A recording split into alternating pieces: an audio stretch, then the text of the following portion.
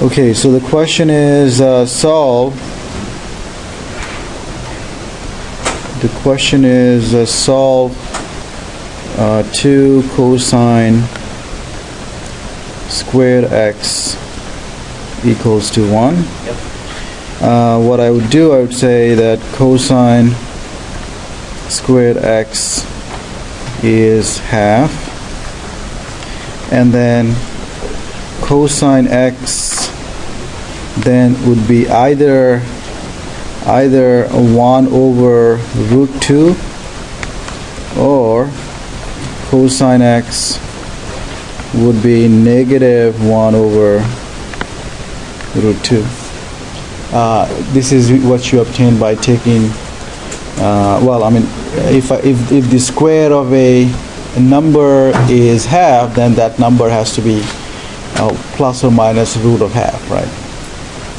Now I'm going to rewrite this as root 2 over 2, right?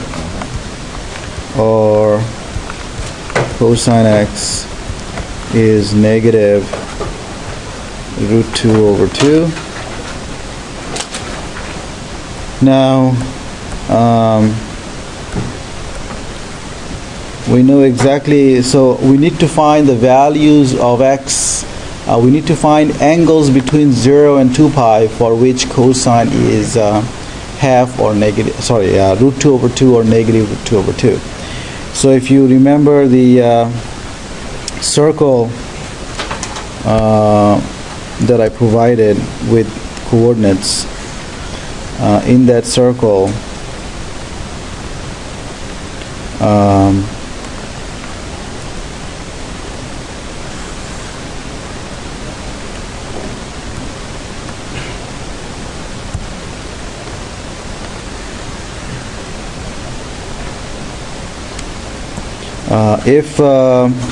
if this area here is 45 degree, right, then the coordinates of this point are given by what? Root 2 over 2, root 2 over 2, if this angle is pi over 4, right? And so if you look at this point here, which is directly across from y-axis at the same distance as this point, so this would be negative root 2 over 2 comma root 2 over 2. You guys are okay with that? And then if I look at the point which is directly below this point right here, and the point directly below this one, this would be negative root 2 over 2, negative root 2 over 2. This would be positive root 2 over 2, negative root 2 over 2, right? And so what are these angles?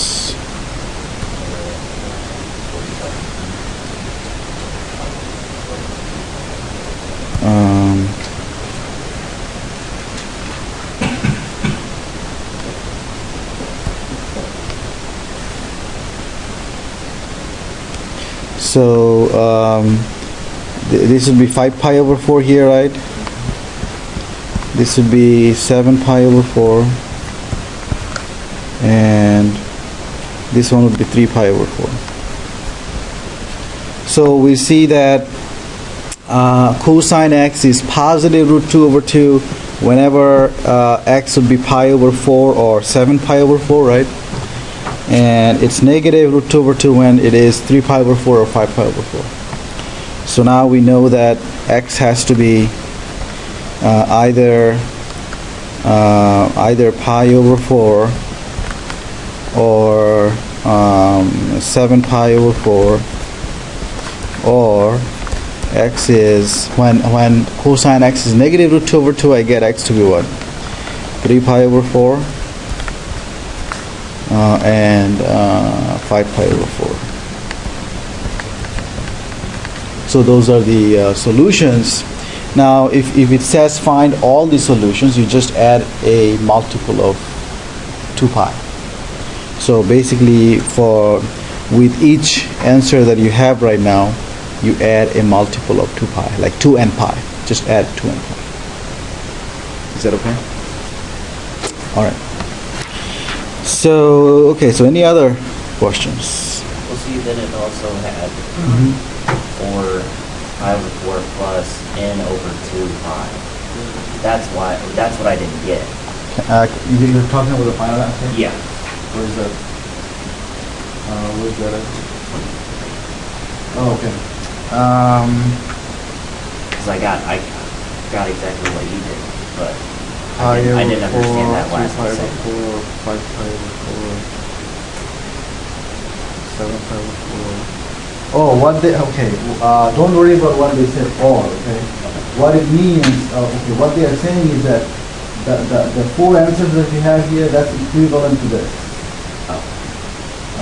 And the way you realize that is that, you see, what are they doing? They are actually adding a multiple of 90 degree pi over 2. So what so right now what you have is that is this answer, right?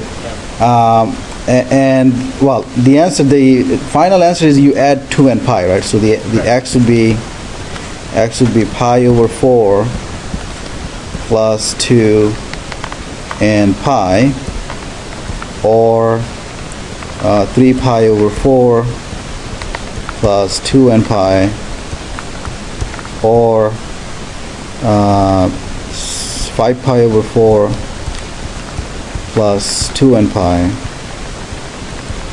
or 7 pi over 4 plus 2n pi. So now you can write, so for every value of n, every integer value of n, you get a solution. Now all these solutions, they are equivalent to writing x in the following way.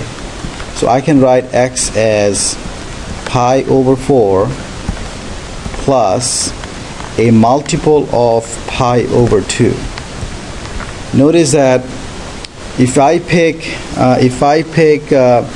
n to be an even integer, like if I replace n by 2n, right, I get the first, right? And then if you replace n by, let's see, if you replace n by 2n plus 1, then you're going to get 3 pi over 4. You realize that?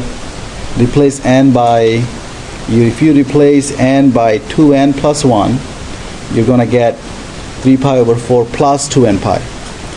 And you can get the other ones in a similar way. So the point is, you can write just one answer.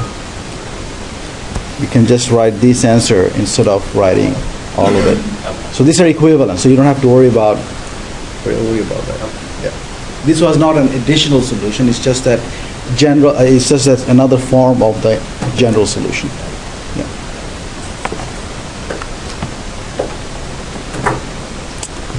Okay. Any other questions? Okay, 22. Can you tell me what that is? Tangent x is the same as root of 3. Okay, so first thing you want to realize is that, remember I said you have the 4 quadrants, 1, 2, 3, 4. In the first quadrant, the values of all trig functions are positive, right? If you have an angle in the first quadrant, the values of all trig functions would be positive. Now for tangent, tangent is only positive when the angle is either in the first quadrant or the third quadrant, right? It's going to be negative in the second and fourth. So I know that the terminal side of x is either in the first quadrant or in the third quadrant, right? So can someone give me a value of x? So remember, tangent means what? Tangent means sine x over cosine x, which is root 3. So it's just root 3. Now I am looking for an angle x. So can someone give me an angle in the first quadrant where sine x over cosine x would be root 3? Yeah. It's pi over 3 because, okay, so the reason is, sine, so what is sine pi over 3? That's 60 degrees. Oops. That's 60 degrees, right? So that's root 3 over 2. And then what is cosine pi over 3? We computed those values, right? I showed you how to get those values, and then I gave you the circle. And cosine pi over 3 is half, right? So if I take the ratio of sine pi over 3 and cosine pi over 3, what do you get? Root 3 over 2. So look at your circle, you'll see that you're basically taking the ratio of the second coordinate with the first coordinate and see if you get root 3.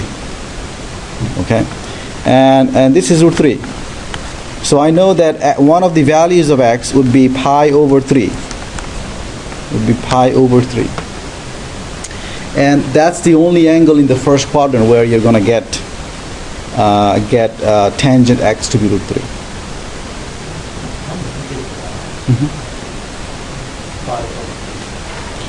Oh, because I remember the circle, right? Because I remember I computed the values of sine pi over 3, cosine pi over 3 before, right? If you look at the circle and the coordinates that I gave you, you want tangent to be root 3, and you know that tangent is the ratio of sine and cosine, right? So you basically divide the second coordinate by the first coordinate and see if you get root 3.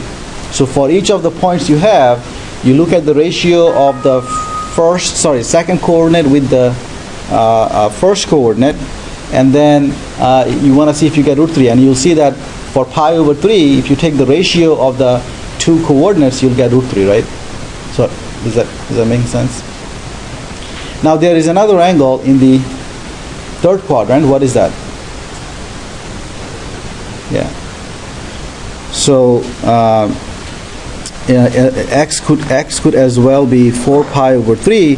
The reason is, at 4 pi over 3, you'll see that the sine value is what? Negative root 3 over 2, right? And cosine value is negative half, right? So if you take the ratio, you still get positive root 3. So these are the two angles where tangent x is root 3. Okay? And then again, you add 2 and pi if the question says find all the solutions, right? So I would be writing x to be pi over 3 plus 2 and pi and 4 pi over 3 plus 2 and pi.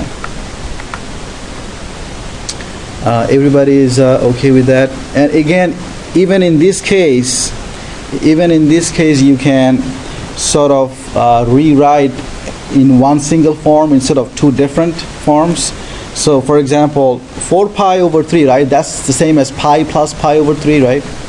So this guy I can rewrite as pi plus pi over 3 plus 2n pi, right? And notice that this would be then pi over 3 plus 2n pi and pi. If I add them, I get what? 2n plus 1 pi, right? Okay, you don't have to do this, but I'm saying now you see here n is even, right? Sorry, here 2n is even, here 2n plus 1 is odd. So together, both answers can be written together as pi over 3 plus n pi. Okay, instead of 2n pi put together. But you don't have to do it, okay? Just write two answers, that's fine. Is everybody okay with that? You don't have to write one, you don't have to simplify the answer to one answer. This is a little bit more work. So Just keep two answers. Is that making sense? Okay, any other questions? Yeah, 29. Go ahead.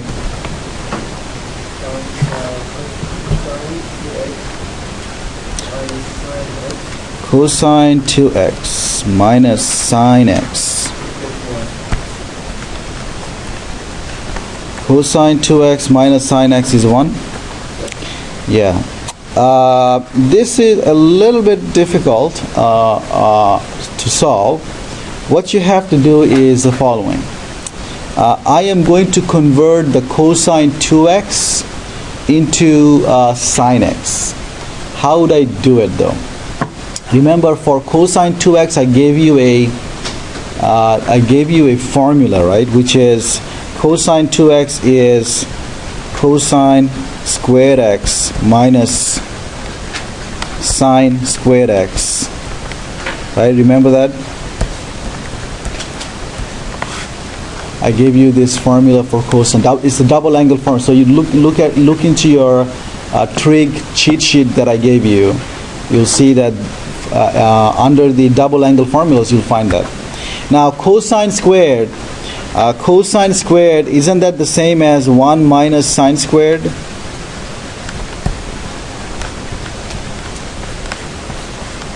Minus sine squared x minus sine x. You guys agree with that? Remember, cosine, how do I know cosine squared plus sine squared is 1? So I can say cosine squared is 1 minus sine squared, right? Everybody's okay with that? Let me write that down here. So I'm saying cosine squared plus sine squared x is equal to 1. So then cosine squared x would be 1 minus sine squared x.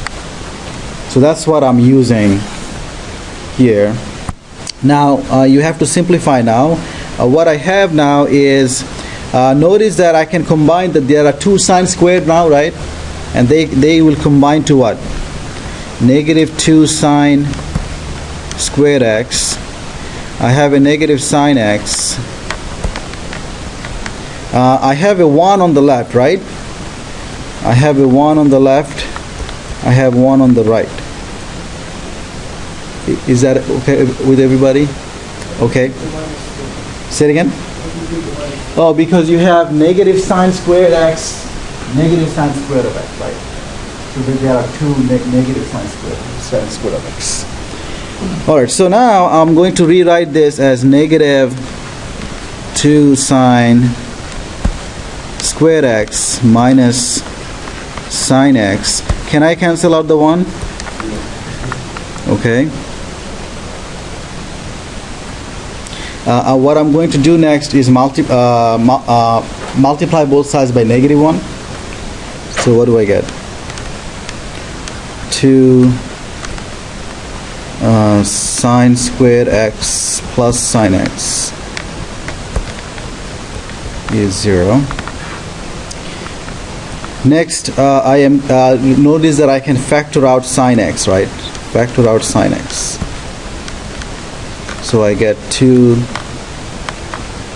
sine x plus 1 equals to 0.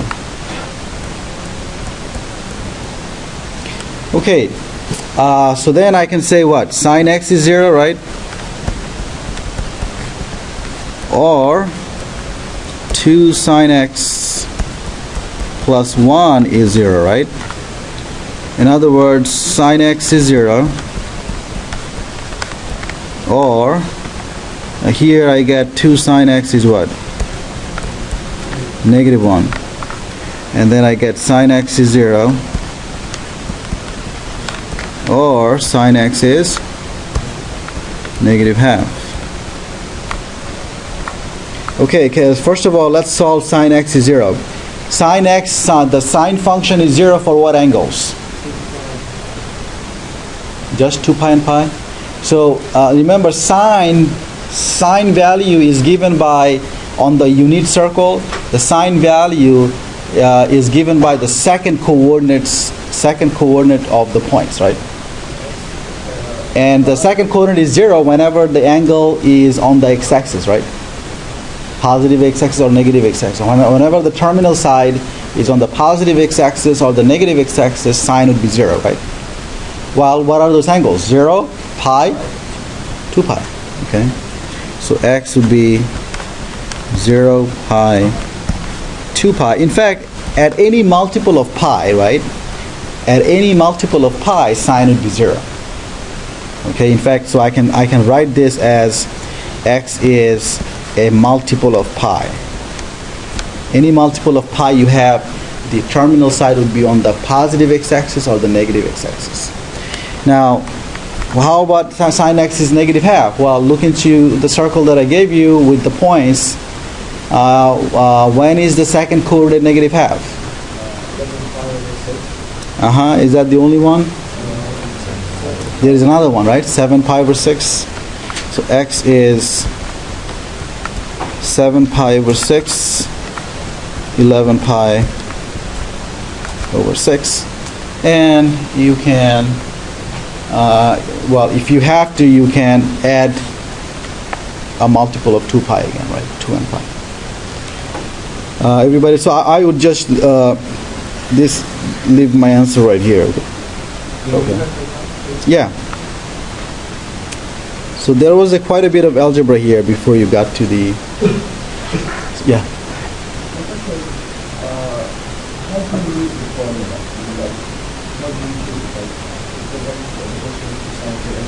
Well, I see cosine 2x right away. I tell myself that I don't know what to do, but I know there is a formula for cosine 2x. I'm going to apply that and see if anything happens. So as a student, when you do a problem like this for the first time, whenever you see a cosine of 2x, that, if you don't see anything else to do, well, use the formula for cosine 2x, see what happens. So now, once you apply that, you get this, okay? And then I tell myself, how do I solve when you have a mixture of sine and cosine? Well, let's try to convert everything to sine and see what happens. So I convert to sine here, okay? And in order to convert cosine squared to sine squared, you just apply this one.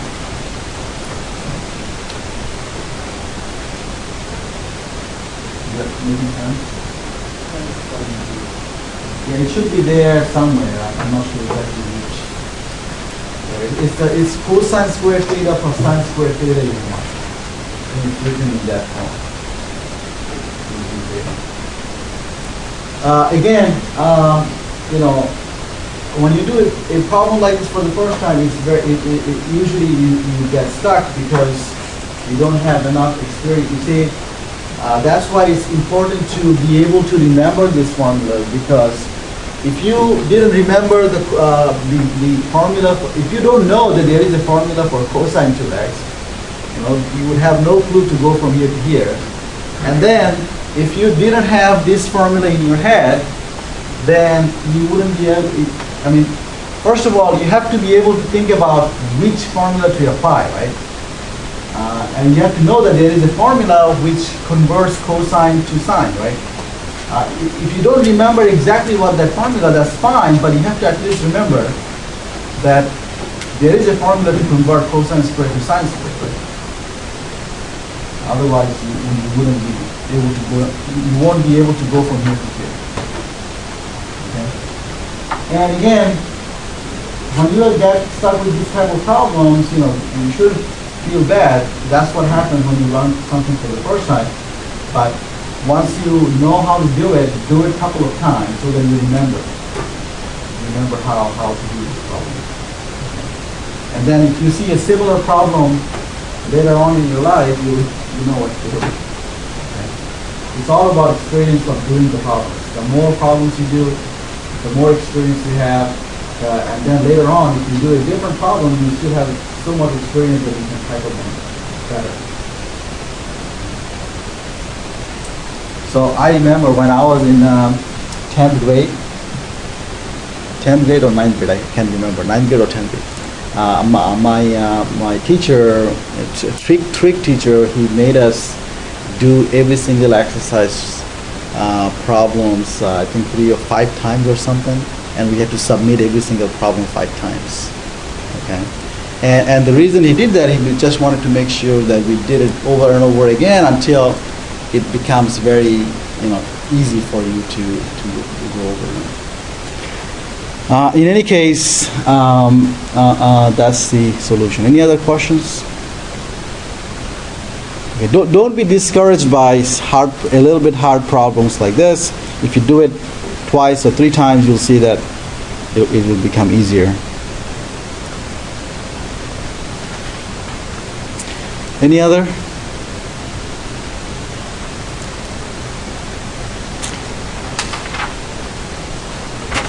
All right, so I am going to be starting